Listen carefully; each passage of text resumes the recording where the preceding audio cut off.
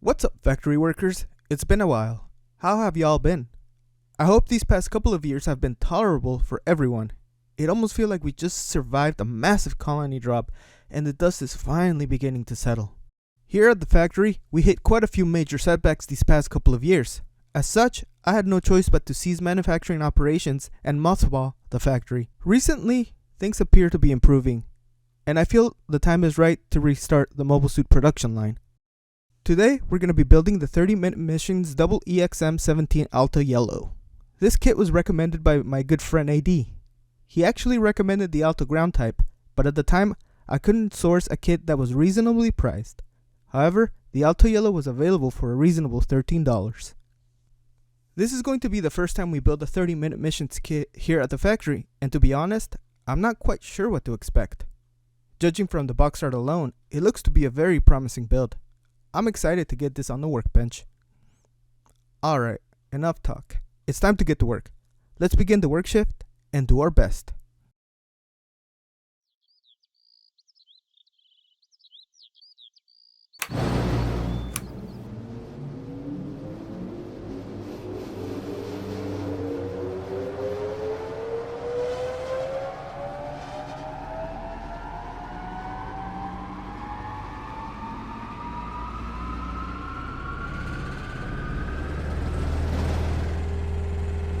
She's a little rusty.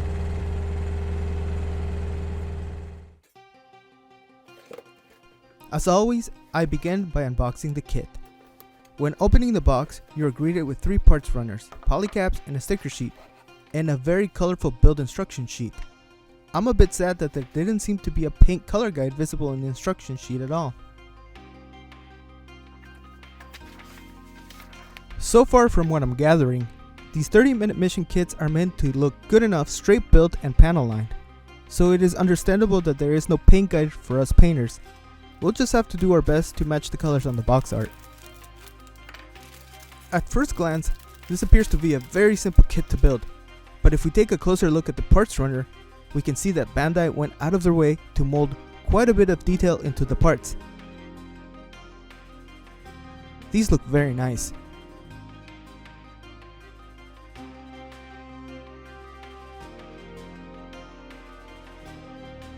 Going ahead with the straight build, the kit is coming together quick and smoothly.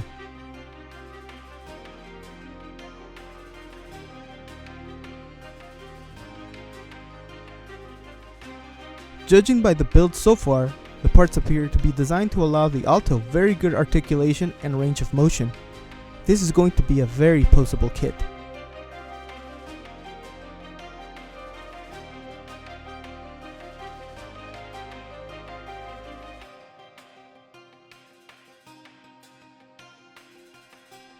I'm impressed how fast this kit is coming together.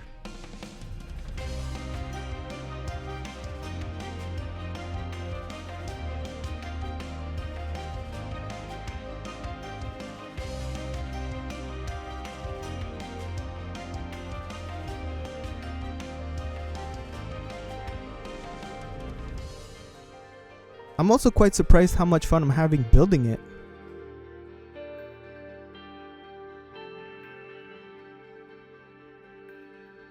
And now that the kit is finally taking shape, I can see Bandai went all out designing a highly detailed beginner-friendly kit that anyone can build.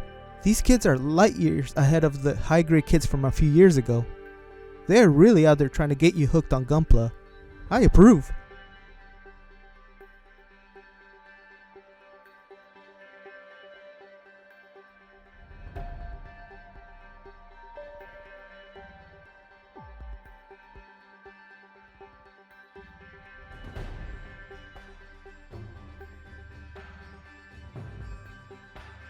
The build was easy and straightforward, and as promised, it took less than 30 minutes to build it. The 30-minute missions ALTO YELLOw is a bombshell. This kit is molded with so much detail and nice lines. I'm probably just hyping myself up, but this kit offers so much bang for the buck, especially for those that paint Gunpla. These 30-minute mission kits would hold up very well with just a good panel lining, especially if you flat top coat them.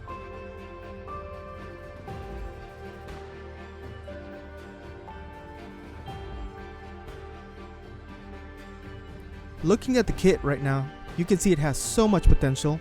There is plenty of details to bring out. This kit is a great canvas to try many detailing techniques. To be honest, I'm not quite sure I can bring out its full potential, but I'm gonna give it a shot.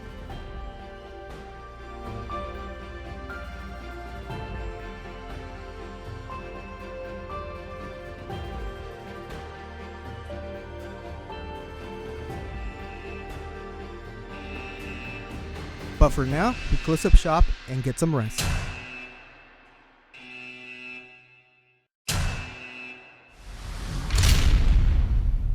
The real work starts tomorrow.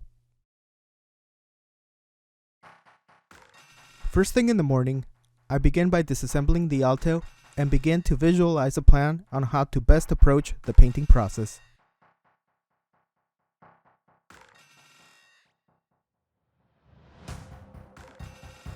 I begin by removing the nubs and imperfections using a file. A Tamiya file for plastics works very well for this. I take my time doing this as I don't want to go too deep and gouge the plastic.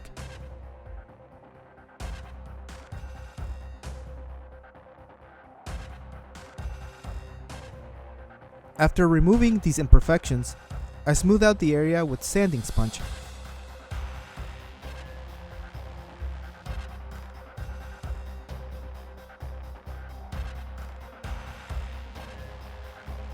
Some areas are hard to reach with a file. For this, I use a hobby knife and carefully scrape away the seam line.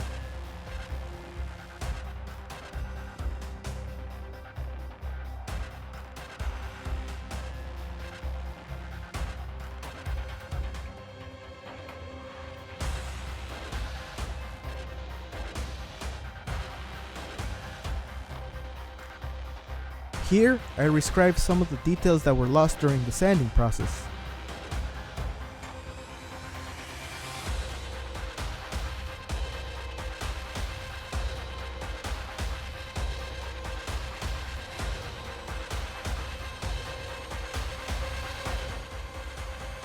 Some of the panel lines aren't as defined as the rest. For this, I'd rescribe them using a JLC hobby saw. This blade makes quick work of this.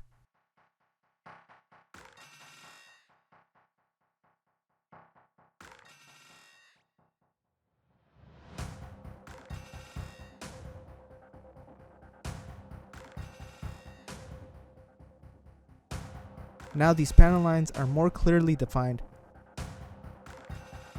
For curved panel lines, I use a standard scriber.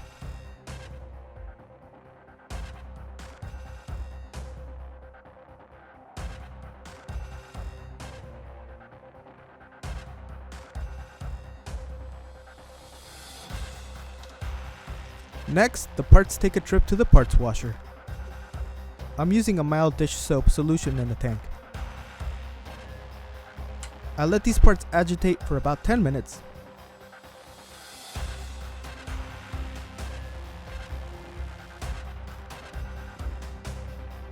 Once the washing cycle finishes, I rinse out the parts using lukewarm water.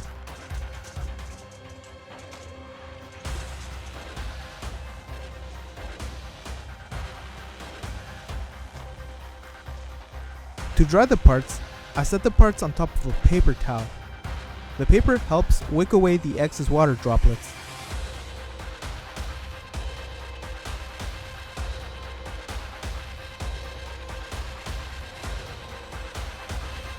To help the parts dry even faster, I use compressed air straight out of an empty airbrush with the pressure set at 30 psi.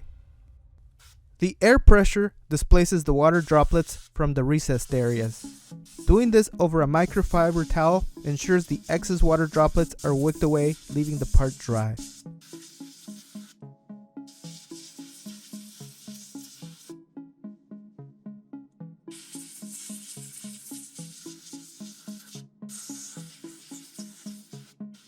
Once the parts are dry, I place them on the alligator clips. On some larger, heavier parts, you can get away with press fitting some chopsticks in them, but in general, alligator clips work the best.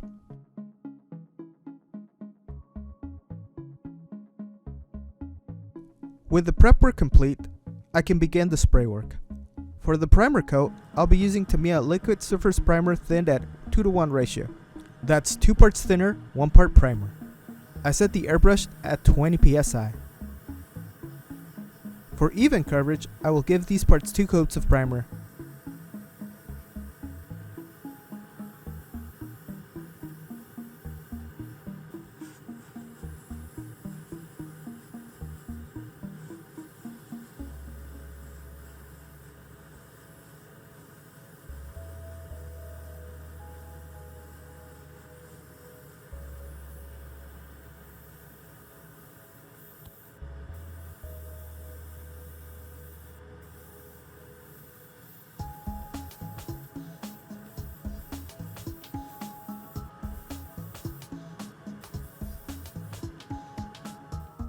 I'll let these parts cure overnight.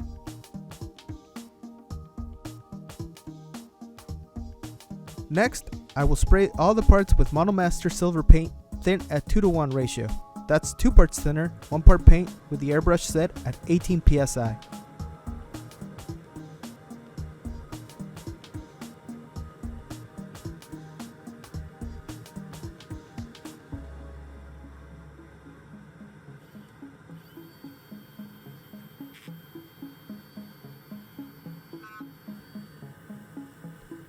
The reason I'm base coating all the parts in silver paint is because I will be attempting a paint chipping and scratching technique.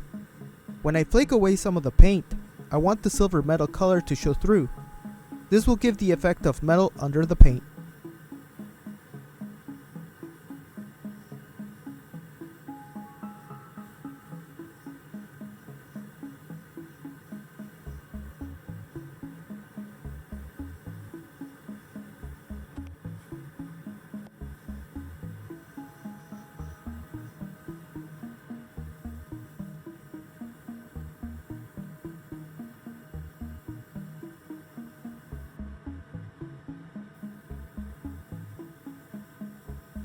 Monomaster's enamel takes a bit longer to cure.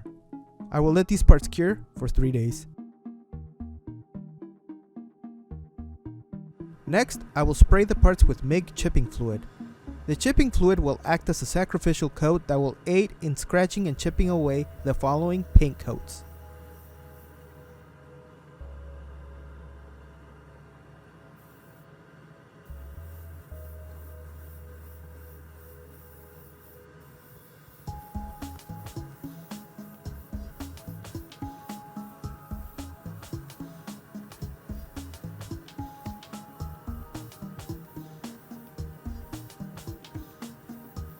For the main yellow color, I will mix a custom yellow hue using the following paints. If you're following along, please pause the video and write these down somewhere. To mix the yellow hue I'll be using, I used white as a base, then I added some yellow, then a little bit of orange, and finally a pinch of brown. Once satisfied with the color, I thin the paint at 2:1 ratio.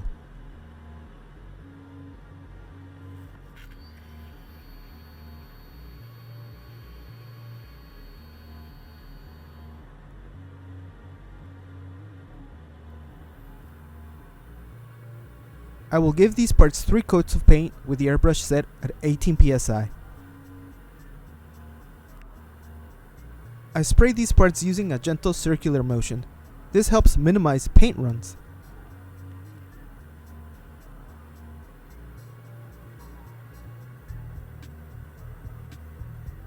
If you're subscribed to the channel and have watched my previous build videos, you may have noticed I color match the paint only using Tamiya acrylic paints instead of the Mr. Hobby lacquers I usually like to use. For this build, I'm avoiding the Mr. Hobby lacquers because those paints are pretty hardy. They're pretty tough. And since I plan to do some scratching and paint chipping effects later on, the Tamiya paints will give way much easier than the hardier Mr. Hobby lacquers.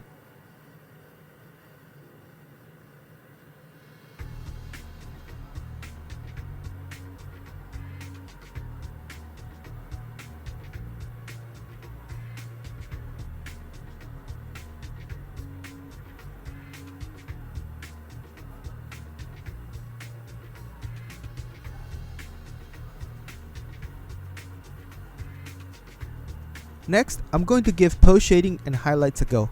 For the yellow parts, I'll be shading using Tamiya X26 Clear Orange thinned at 2:1 ratio with the airbrush set at 10 psi.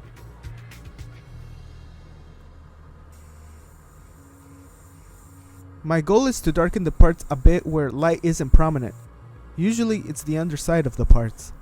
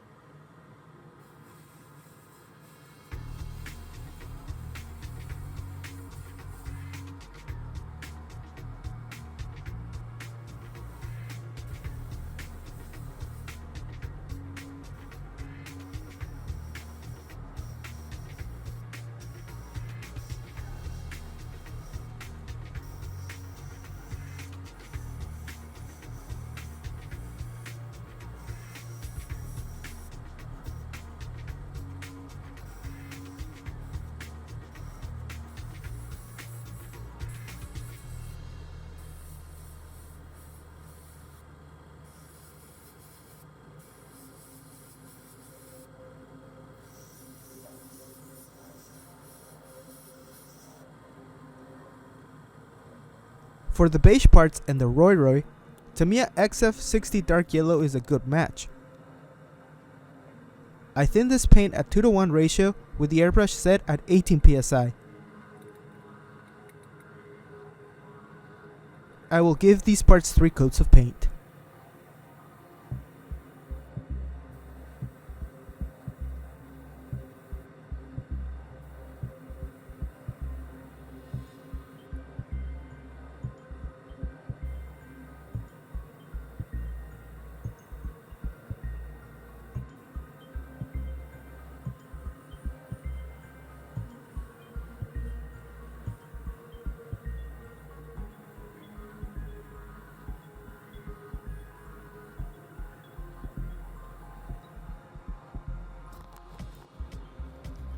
For the beige parts and the Roy, I will be using Tamiya XF57 Buff as a highlight since it's a lighter color.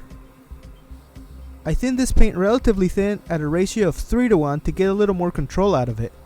I will focus highlighting where the light source is more prominent, usually the top of the parts.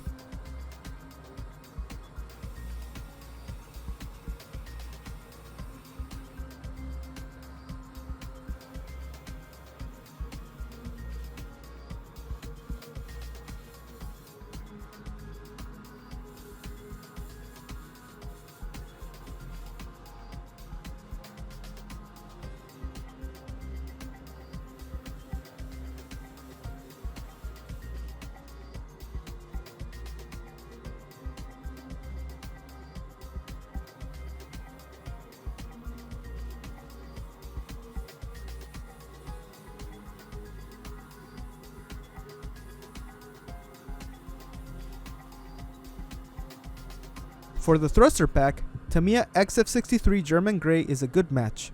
I thin it at 2:1 ratio and set the airbrush at 18 psi.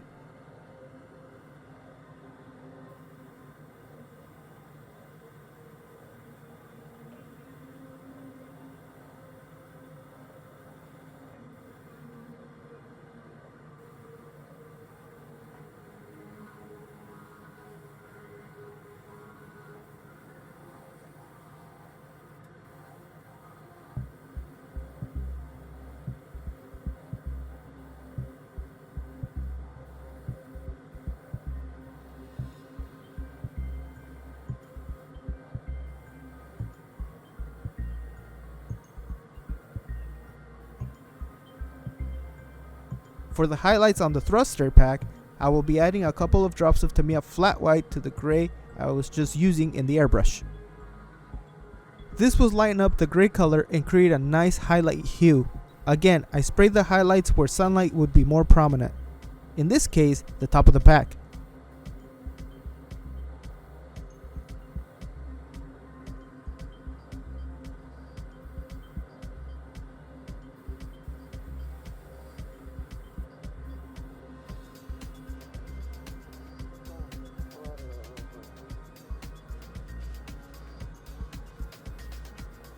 Highlighting is fun to play around with.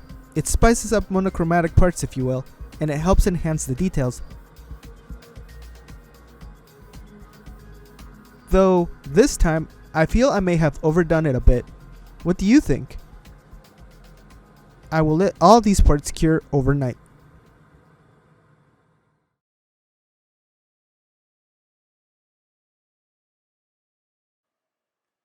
Oh man, look at all these parts. It's been so many months, and I'm not even sure they're all here. They've just been sitting in this corner. I hope they're all here, because you know what happens after a while? Things kind of just start going missing. So, it all seems to be there, but with so many little parts, I hope I didn't lose anything. I'm going to have to count them all. After crossing my fingers and sweating major bullets, I was relieved when all the parts were accounted for. Since it had been several months since I worked on this build, I dug out the box to refresh my memory on the original color scheme goals. So far, I believe the beige color is right, but the yellow is a bit different. The yellow represented on the box seems a bit more orangey with yellowish highlights.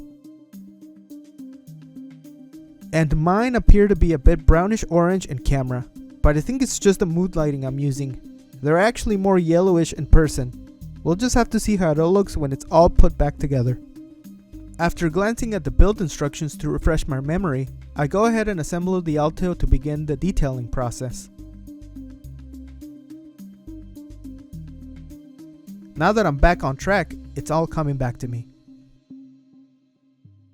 With the Alto put back together, we move on to the fun part. I've been looking forward to this for several months now. Using my good old Tamiya paint stirrer, I begin chipping and scratching the paint.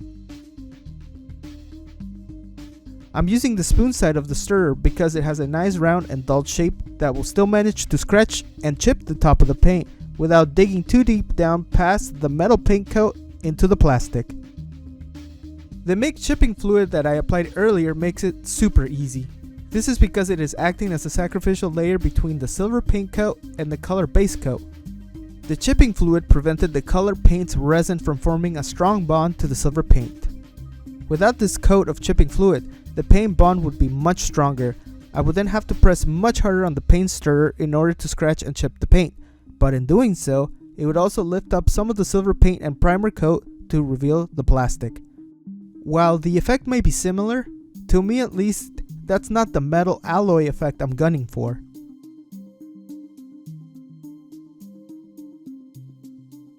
Some of you that are familiar with the mech chipping fluid will have noticed that I'm not using the chipping fluid in the way that it was meant to be used, right? The actual method goes a little something like this. You first spray on the mech chipping fluid and let it dry. Then you spray on the paint coats you want to chip and scratch and let those cure. Once they're cured, you apply water over the paint and let it work its way under the paint coat. The water then will begin to dissolve the mech chipping fluid layer, and this will cause the paint to start lifting. You can then use a paintbrush to scrub away the paint until you reach the desired paint chipping effect. Now that's a very rough description, and I strongly recommend you look up mech chipping fluid tutorial videos here on YouTube.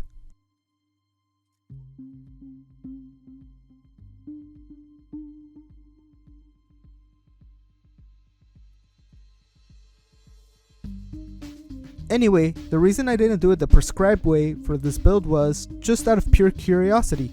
I wanted to test if it is possible to use the chipping fluid without water. So far, it appears you can, and it looks okay. I'm not certain it's been done before, but I begin calling this process the dry chipping method. These are actual paint chips and scratches, and not just an illusion. To my eye, it makes the mech look much more realistic. With the chipping complete, the exposed metal look on the joints starts nagging at me. I wanted to leave them exposed, but it doesn't look quite right, does it?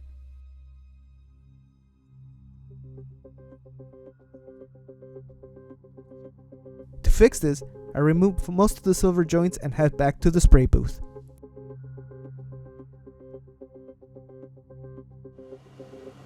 I will be spraying the joints with Tamiya XF64 red brown thinned at 2:1 ratio, with the airbrush set at 18 psi. I believe this brown will tie together the rest of the colors nicely.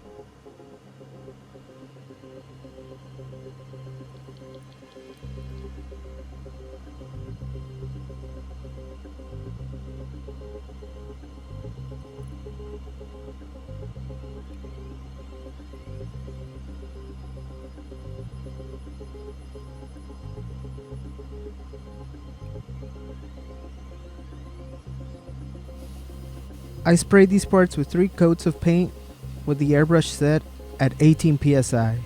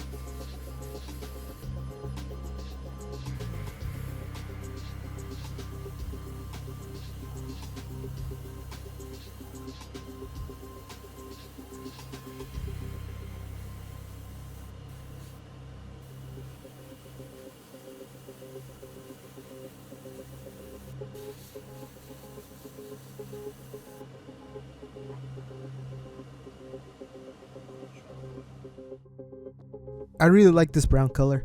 I mean, don't these parts just look like chocolate? Chocolate. Just look at them. I let these parts cure overnight. While I'm still at the spray booth, I've decided to smoke out the thrusters. That's these little guys right here. For this, I'm going to be using Alclad's burnt iron. I load the paint straight out of the bottle.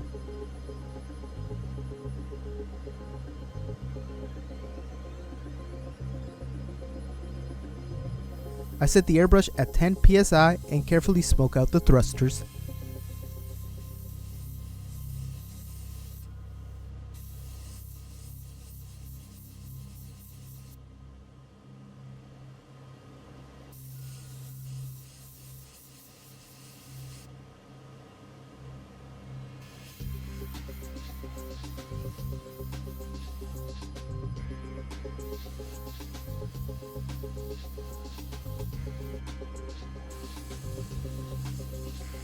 While the airbrush is loaded with Alclad's burnt iron, I'm going to smoke out all the little details that look like vents on the Alto. The Roroi has some of these details on the bottom. I will smoke these out to give the illusion that there is radiators behind these vents and that they've possibly gotten so hot that they've burnt the paint finish a bit. You gotta use your imagination sometimes for these kind of details. You know, get creative. That's part of the fun in painting Gunpla.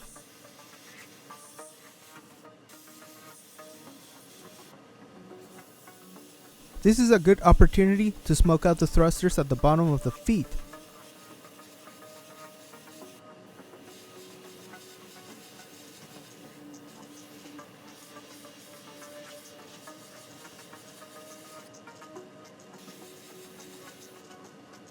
The barrel of the SMG can also benefit from a bit of smoke.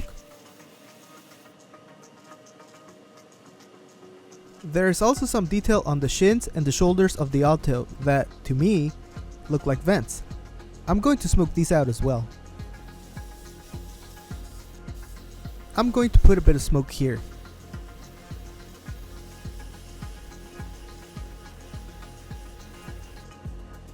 Neat. But what do you think?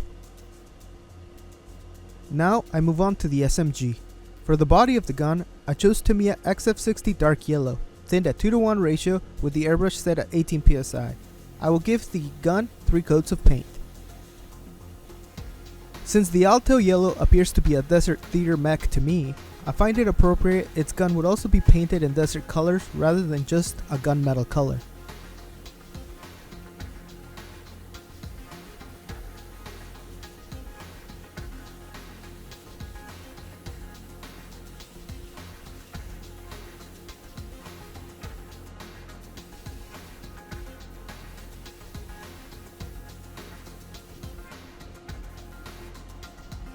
For the SMG's optic sight, Alclad's cherry red enamel is a good match for the lens. I load the red enamel straight out of the bottle into my airbrush with the pressure set at 13 psi. I take my time doing very light coats, letting them dry for 3 minutes in between until I have applied 6 coats of clear red.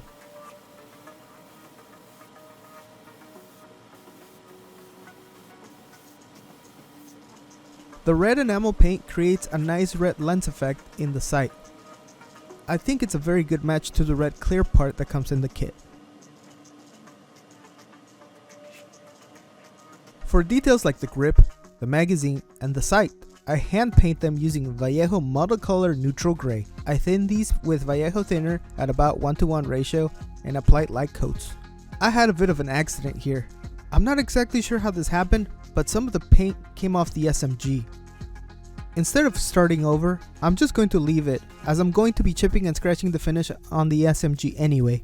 Also, I'm sorry I don't have much footage of me painting small details.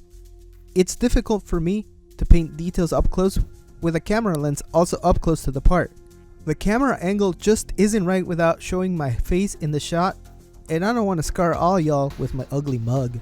Once all the smaller details are hand painted, the parts once again go on the alligator clips. Remember, alligator clips are your best friend. I freaking hate alligator clips, man.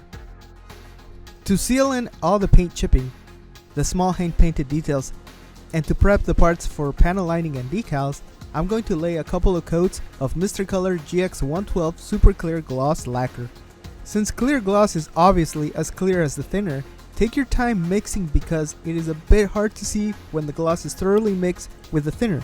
You can only be sure it's thoroughly mixed by the amount of time you take to mix it, if that makes any sense.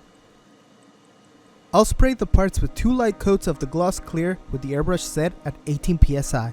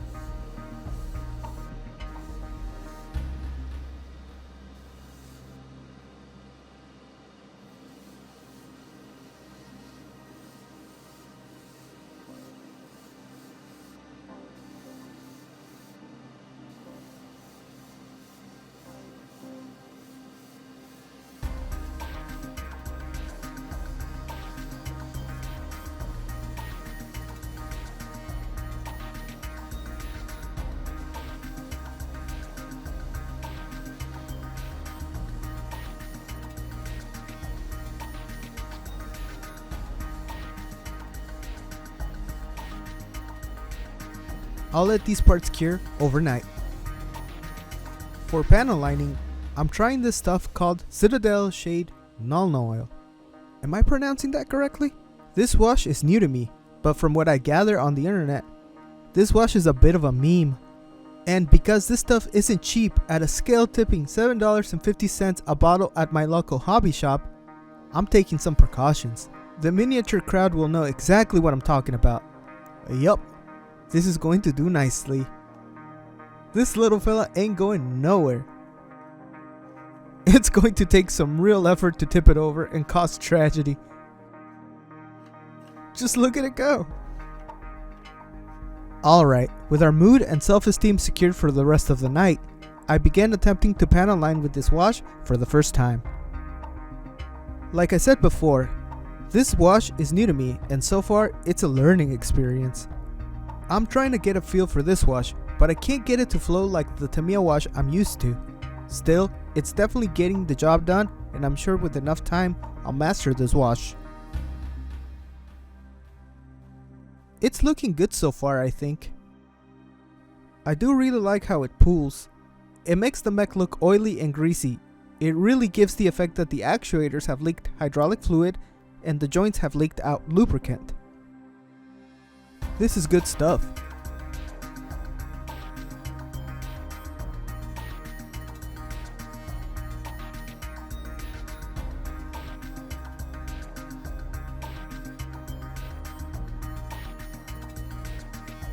Next, we do some decals.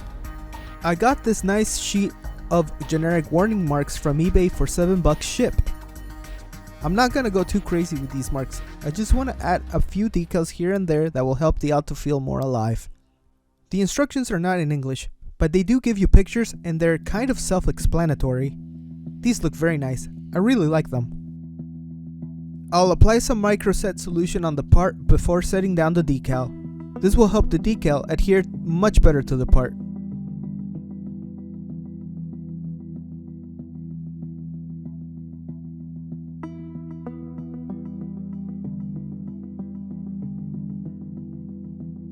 Next, I'll wick away the excess microset solution using a cotton swab, and using a very dull scribing pick, I realign the decal and set it to its final position.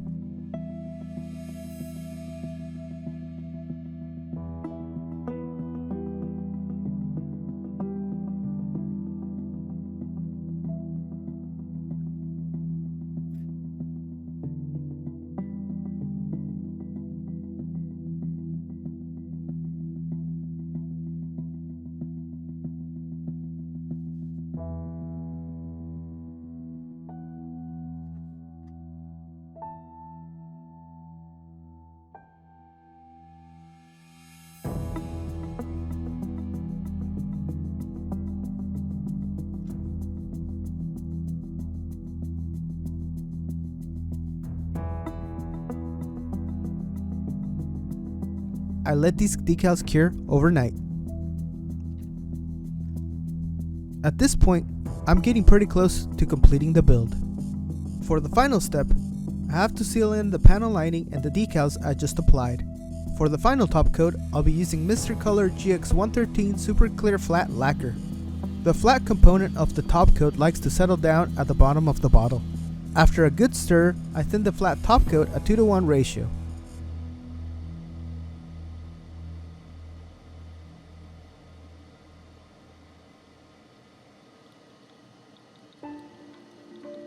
I will spray all the parts one final time with 2 coats of the flat clear with the airbrush set at 18 psi. This is the final step. After a dozen hours of work, spraying the final top coat is the most satisfying part of the build to me. All the work up until now has been done to help me flesh out all the battles I've seen this ALTO take part in my imagination. With the ALTO mech, I wanted to convey a story of a mech that has been in combat for a while, but despite the odds, it has managed to survive to fight another day. These mechs transport us to epic battlefields, where their struggle moves our very hearts. That's the beauty of building Gunpla. It's a fantastic epic escape from our real world troubles. I love every minute of it. And my wish is that with every video I make, it encourages you to bring to life your Gunpla kits as well.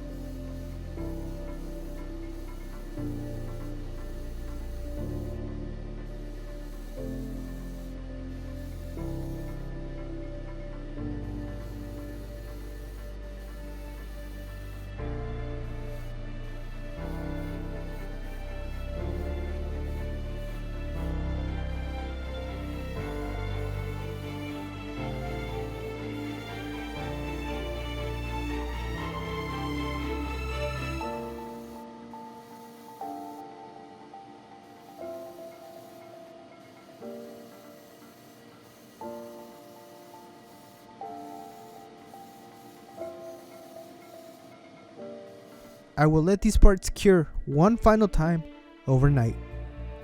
And after all the hard work, we are rewarded with the final assembly. The Alto has been a great learning experience and a whole lot of fun to build. This was a different departure from the clean mechs I usually build. I gave paint modulation and paint chipping a go. Of course, there's always room to improve.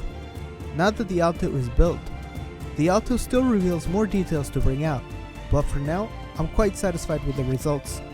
Impressive for a beginner budget kit. I highly recommend it.